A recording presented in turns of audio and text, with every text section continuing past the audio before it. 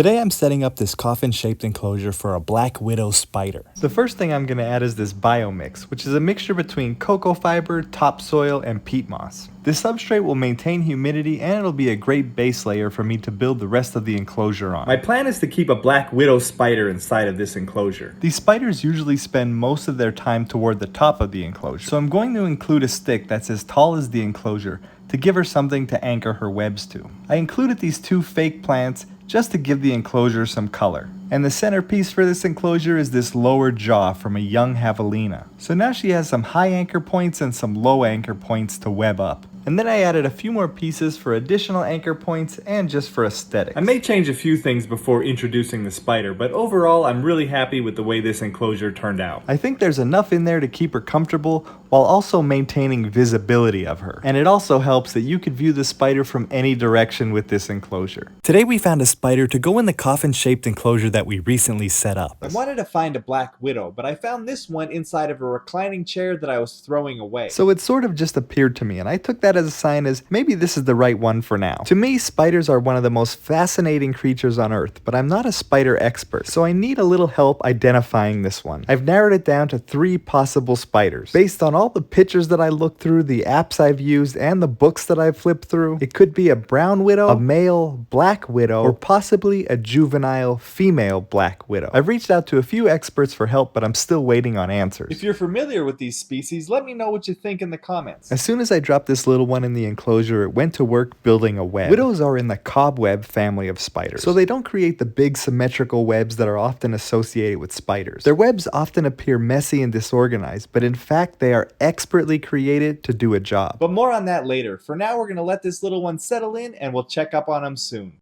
I checked up on our spider this morning and I noticed that it's getting a little darker. After reading through your comments and talking with spider expert Aaron McKee, we have concluded that this is indeed a Western black widow. The markings on the back indicate that it's a juvenile, but we're not sure if it's male or female yet. I noticed that there was something in the bottom of the enclosure. When I got a closer look, I discovered that it was a fresh molt. So just like when a snake grows, it sheds its skin. A spider sheds its exoskeleton as it grows. So the spider is growing and developing into an adult. So this explains why I noticed a darkening and changing in the spider's coloration. With very young black widows, it's nearly impossible to tell the difference between male and female. But as they grow, the females will become all black and grow much bigger than the males. Since she molted, I decided to offer her a meal. I placed a small cricket on her web. And then we waited. And waited. And waited. And waited. Since it wasn't doing much, we decided to darken the room and give it some privacy, and we'll check up on it later. I was going in to feed my black widow spider when I noticed that it molted again. It just molted 5 days ago, so I wasn't expecting to see another one so soon. Similar to how snakes shed their skin, spiders molt when they grow, so it must be growing pretty quickly. And I also noticed that it got much darker, which leads me to believe that this is a female. I decided to offer her another meal. I placed a cricket near the bottom of her web, and it didn't take her long to go to work. First, she used her silk to immobilize the cricket's legs, and once she was confident that the cricket couldn't harm her, she went in for the bite. During this bite, she releases a neurotoxic venom into the cricket. The venom will paralyze the cricket and turn its insides into liquid. After envenomating the cricket, she continued to wrap it up and then hoisted the cricket high into the web where she spends most of her time. After securing the cricket into position, she feasted. And she ate until her abdomen was 2, maybe 3 times the size of it was prior. After gorging on that cricket, it'll be about a week before she's hungry again.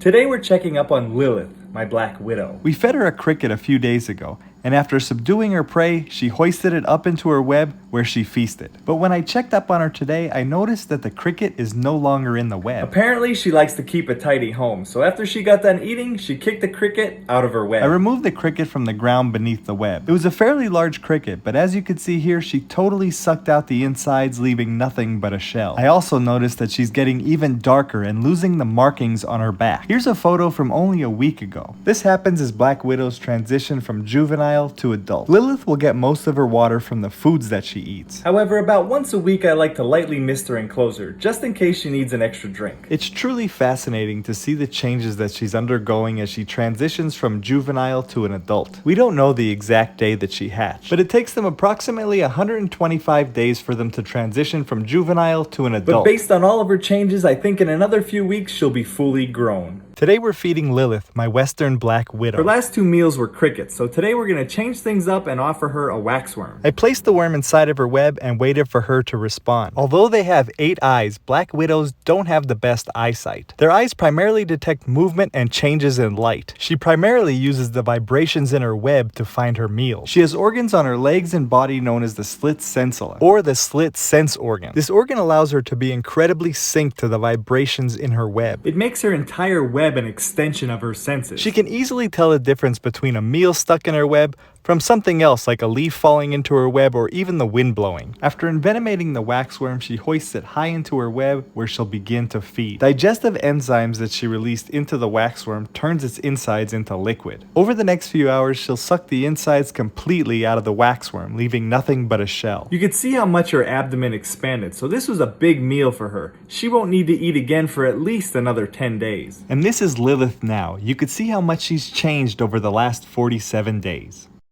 Today I'm feeding Lilith, my black widow spider. And she'll be dining on a dubia roach. I've never fed her one of these before, so it'll be interesting to see how it works out. I placed the roach in a thick part of her web near the top of the enclosure, and it was stuck right away. Lilith approached it slowly and cautiously, and then she did something I never saw her do before. She touched the leg of the roach, and when it reacted to her touch, she sprang into action. She'll use her back legs to pull strong strands of silk from an opening in her abdomen called the spinneret. She'll use the silk to wrap up and immobilize the roach, so she could safely bite it and inject her deadly venom. She appeared to bite this dubia roach on the back, and then she retreated and waited for her venom to take effect. These spiders don't like to fight, and they won't take any chances being bitten by their prey. She returned to see if the roach was dead, and then she started searching for a place to feed. When the spiders bite, digestive enzymes and venom will turn the insides of its prey into a liquid. Lilith will typically feed on her prey from behind or away from the head. This prevents her from being injured while feeding, because oftentimes she'll start feeding before they're completely dead. Now, I'm not sure if the venom didn't properly take effect,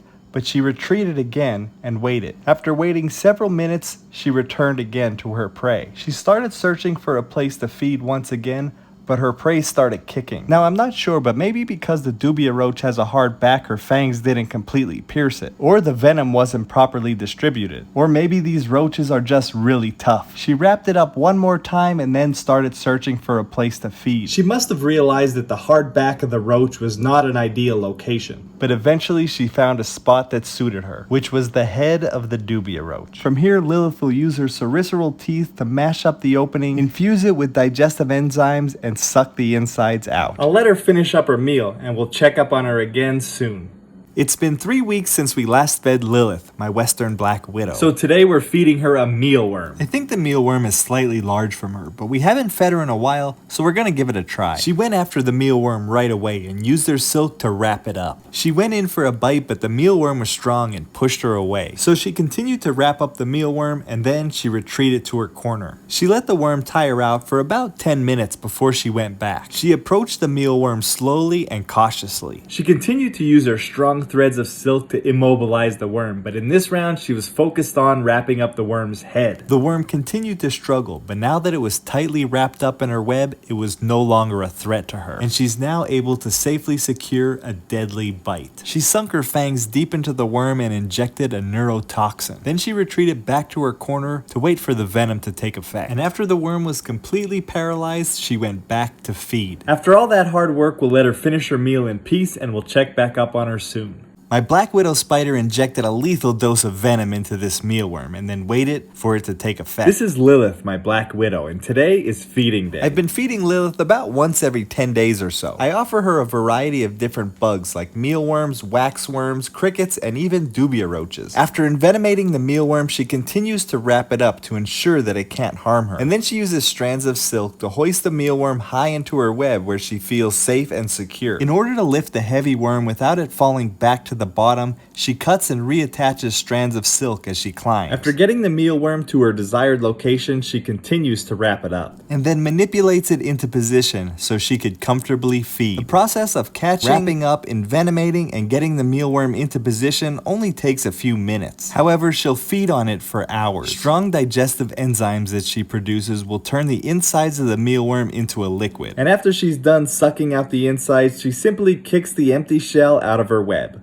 This is my Western Black Widow. Her name is Lilith, and today we're going to feed her. We've had her for over a year now, and she's been absolutely fascinating to watch. In the last few months, she's put a lot of heavy webbing right in front of the door, so getting the mealworm in can be a little bit tricky. When the mealworm was in place, she felt its vibrations on her web and went to investigate. Once she discovered that it was something that she could eat, she sprang into action and began to wrap it up in her silk. Black Widow silk is extremely strong. It's actually one of the strongest spider silks, and by weight, it's stronger than steel. So once this mealworm is wrapped up, it's not going anywhere. She pulled the mealworm high into her web where she likes to eat, and then went in for the fatal bite. A rush of neurotoxic venom enters the mealworm, and in just a few minutes, the venom will render the mealworm lifeless. As a precautionary measure, Lilith wraps up her meal a little bit more, and then she finds a nice place to feed. Over the next few hours, digestive enzymes will turn the inside of the mealworm into a liquid, And Lilith will slurp out the insides like a slushie.